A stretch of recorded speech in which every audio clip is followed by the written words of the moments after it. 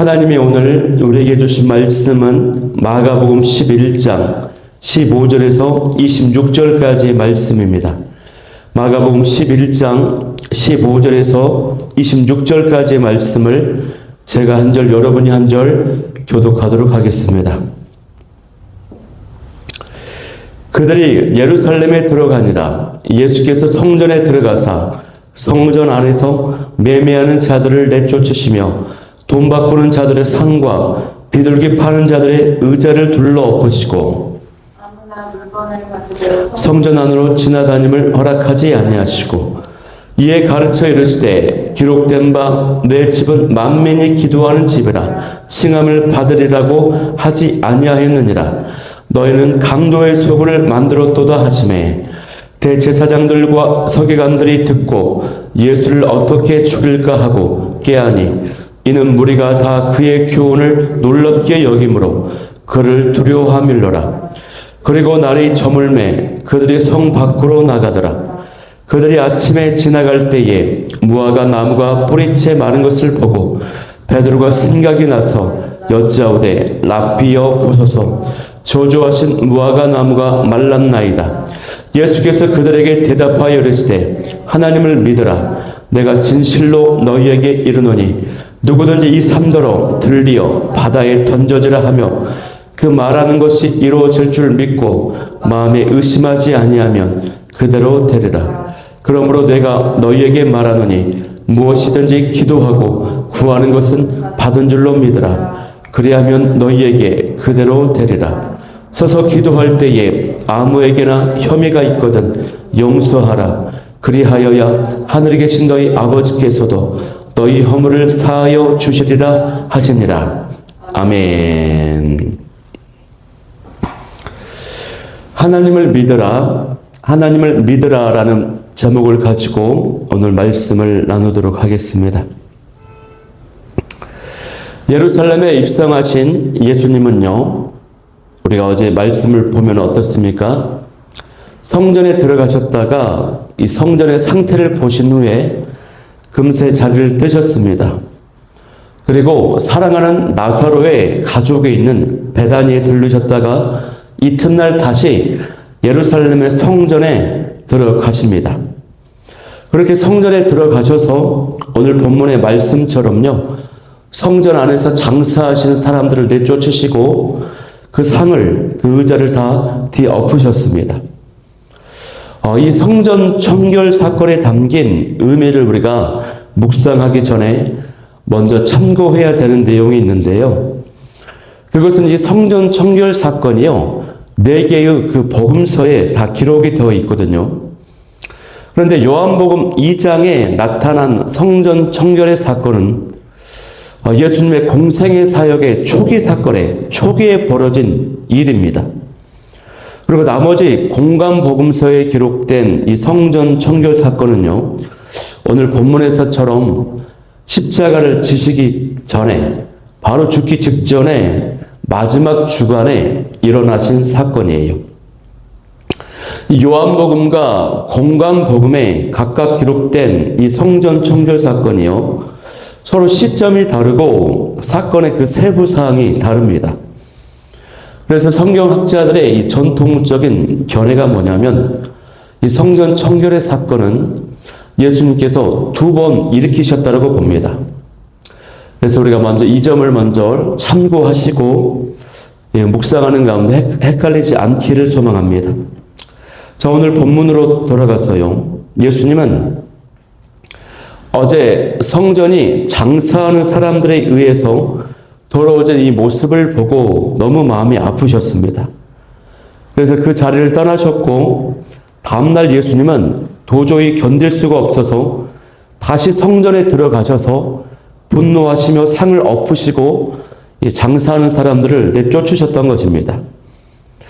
예수님은요, 이 사람들의 강팍한 마음을 보시고 분노하신 경우는 여러 번 있으셨지만 이처럼 물리적으로 거친 행동, 어떻게 보면 폭력적인 행동을 보여주시면서 분노하시는 모습은요, 이 성전 청결 사건에서 유일합니다. 이것을 흔히 거룩한 분노라고 말합니다. 예수님의 거룩한 분노하심. 여러분, 예수님께서 왜 이렇게까지 분노하셨을까요? 성전은 하나님의 집입니다. 만민이 기도하는 집인데 그 집이 더럽혀졌기 때문이에요. 우리 17절 말씀을 한번 합독해 보겠습니다. 17절 말씀 시작. 이에 가르쳐 이르시되 기록된 바 내 집은 만민이 기도하는 집이라 칭함을 받으리라고 하지 아니하였느냐. 너희는 강도의 소굴을 만들었도다 하시매. 여러분, 성전은요, 하나님이 거하시는 집입니다. 성전은요, 기도하는 집이에요. 그런데 성전을 관리하는 사람들이 성전을 돈을 버는 이익의 수단으로 삼아버렸어요. 백성들이 성전에 와서 하나님께 제사를 드리려면 소나 양이나 비둘기 같은 희생 제물을 드려야 되거든요. 그러니까 외국이나 먼 지역에서 유월절과 같은 절기를 지키러 예루살렘의 성전에 들어오면 이 사람들이 어떻습니까? 제사를 드리기 위해서 먼 거리에서부터 이 희생 가축을, 이 동물을 데려오기가 힘이 듭니까? 쉽습니까, 여러분? 굉장히 힘이 든 일이에요. 그래서 성전 안에서 이 장사꾼들에게 돈을 주고 가축을 사는 것입니다, 여러분. 그런데 원래 50만 원짜리 동물인데 100만 원에 파는 것입니다. 이를테면 엄청나게 값비싸게 가축을 파는 것이에요. 또 누군가가 고생해서 먼 지역에서 가축을 데리고 함께 이동해서 성전까지 오면은, 그래서 희생 제물을 드리려고 하면은요, 제사장이 이렇게 말하는 것입니다. 안 됩니다. 이 가축은 희생 제사로 드릴 수가 없다. 흠이 너무 많다. 문제가 있다. 그러니 저쪽에 성전 옆에 있는 장사하는 곳에 가서 가축을 사서 바치라, 이렇게 말해요. 그래서 또 비싼 돈을 주고 사게 되는 것입니다. 또 저쪽에서는요, 돈을 바꿔주는 사람이 있었어요. 환전상이 있었어요. 여러분, 구약의 율법에 보면은 하나님께서 이스라엘 백성은 20세 이상 어른이 되면은 성전세를 한번 내야라고 명령하셨거든요. 일종의 성전을 유지하고 보수하기 위해서 내는 일종의 헌금이 있습니다. 반세겔로 약 10만 원 정도의 돈을 내야 돼요. 그런데 이 성전세를 받는 사람이 아무 돈이나 받는 것이 아닙니다. 이 성전 안에서만 통용이 되는 특별한 돈을 받는 것입니다. 두로화폐라고 그럽니다. 그래서 멀리서 온 사람들은 성전세를 내려면 다시 한번 그 돈을 또 바꿔야 되는데, 이때 비싼 수수료를 떼가는 것이에요. 그러니까 여러분 어떻습니까? 성전 안에 이런 모습이 그야말로 진짜 강도의 소굴이었던 것이에요. 성전 안에서 왜 이런 모습이 벌어졌을까요? 이것은 성전 관리를 담당하는 종교 지도자들이 돈을 벌고 이득을 챙기기 위해서 이 장사꾼들과 짜고 벌인 일입니다. 그래서 거룩하게 예배드리고 기도하면서 하나님을 만나야 하는 이 현장이 더러워져 버린 것입니다. 이쪽에서는 예배하고 기도하려고 하는데 저쪽에서는 동물의 울음소리가 들립니다. 가축의 배설물로 지저분하고 고약한 냄새가 나요. 사람들이 호객행위를 하고 실랑이를 벌이고 물건을 사고 팔고 돈 바꾸고 하는 그야말로 진짜 시장 바닥과 같은 것입니다. 그래서 예수님은요, 이런 모습을 보시고 심히 분노를 하시는 것이에요. 여러분, 예수님의 마음이 온유하고 따뜻한 분이시지만 성전이 인간의 욕심 때문에 망가지고 더럽혀질 때에 분노하십니다. 우리의 탐욕 때문에요, 예배하고 기도하는 그 현장이 방해를 받을 때에 분노하신다고 하는 것입니다. 우리가 여기서 성전을 지극히 사랑하시는 우리 예수님의 마음을 느낄 수가 있어야 됩니다. 성전이 정말 거룩해지기를 원하시는 그 예수님의 마음을 묵상해야 되는 것이에요. 여러분, 그렇다면 오늘날 성전이 무엇일까요? 오늘날의 성전은요, 믿는 자들의 모임인 교회라고 할 수 있습니다. 어떤 분들은 아니라고도 말하는 분들도 있는데요. 아닙니다. 예수님을 믿는 사람들의 모임인 교회가 성전이에요. 고린도전서 3장 16절 말씀에 보면은 너희가 하나님의 성전인 것과 하나님의 성령이 너희 안에 거하시는 것을 알지 못하느냐라고 말씀하셨어요.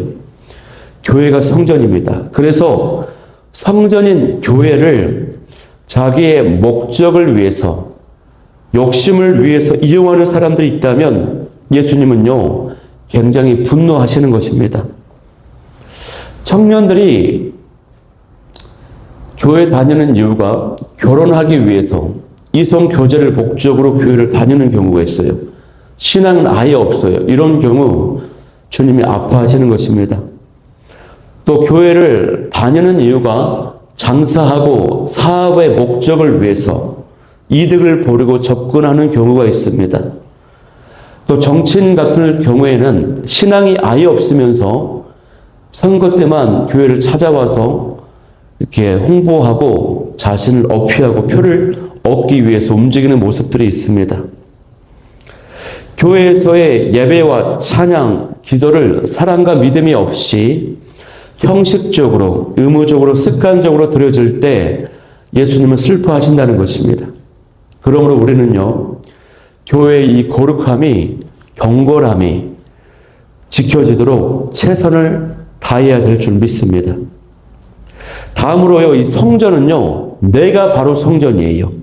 왜냐하면 성령께서 내 마음에 임하시기 때문이에요. 거하시기 때문이에요.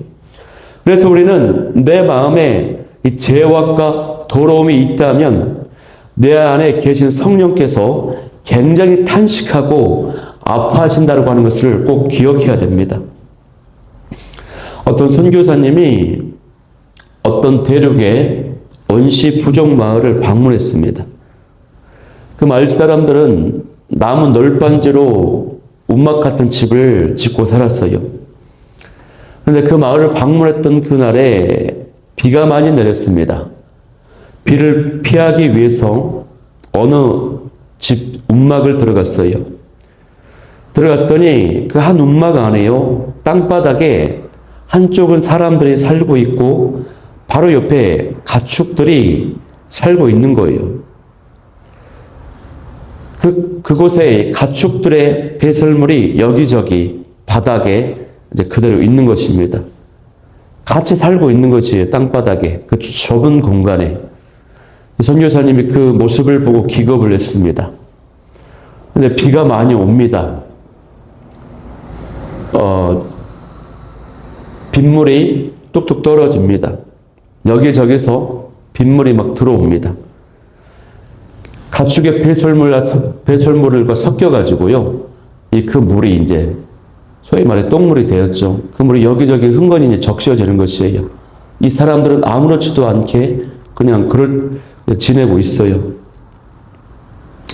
선교사님이 그 모습을 보고 냄새도 나고, 견디기가 힘들어가지고 나와버렸습니다. 그래서 비를 맞으며 한참 동안 생각을 하고 있었는데 마음속에 성령의 감동이 오는 것입니다. 성령께서 이렇게 물어보는 것이에요. 견딜 수가 없을 정도였더냐? 그러자 네, 도저히 견딜 수가 없습니다라고 대답했어요. 그랬더니 성령께서 이렇게 감동을 하시는 것입니다. 네 마음속에 있는 나도 너의 죄악과 더러움 때문에 도저히 견딜 수가 없구나, 이런 감동이 오는 것이에요, 여러분. 여러분, 저와 여러분이 성전인데 지 안에 계신 성령께서 지금 어떤 마음이실까요? 오늘 이 아침에 기도할 때 하나님, 내가 회개할 것이 있다면 회개하게 하시고 예수님의 보혈로 덮어서 정결케 되게 하여 주옵소서 라고 기도하며 나아갈 수 있는 저와 여러분이 될 수 있기를 소망합니다. 이어서 20절 말씀을 보면은요, 이제 이튿날 아침에 길을 가는데요, 어제 보았던 열매 없이 잎사귀만 무성했던 이 무화과 나무가요, 뿌리채 마른 것을 봅니다. 그래서 베드로가 말합니다. 21절 말씀에 랍비여 보소서, 조주하신 무화과 나무가 말랐나이다 라고 말을 합니다. 어제 예수님께서 이 나무를 심판을 하셨는데 베드로가 그 말씀대로 이루어졌다라고 보고 놀라워하면서 지금 말을 하는 것입니다. 우와, 정말 나무가 말라버렸네 하면서 신기한 일이 벌어진 것에 대해서 놀라고 있는 것이에요. 이때 예수님은 이 기적 자체에 놀라고 있는 베드로에게 더 중요한 가르침을 주시고자 믿음과 기도 응답의 원리를 설명하세요. 자, 22절 말씀을 제가 읽고 여러분 23절 다 같이 한번 읽어보겠습니다. 예수께서 그들에게 대답하여 이르시되 하나님을 믿으라. 내가 진실로 너희에게 이르노니 누구든지 이 산더러 들리어 바다에 던져지라 하며 그 말하는 것이 이루어질 줄 믿고 마음에 의심하지 아니하면 그대로 되리라. 아멘. 여러분, 예수님의 이 가르치심은 뭡니까?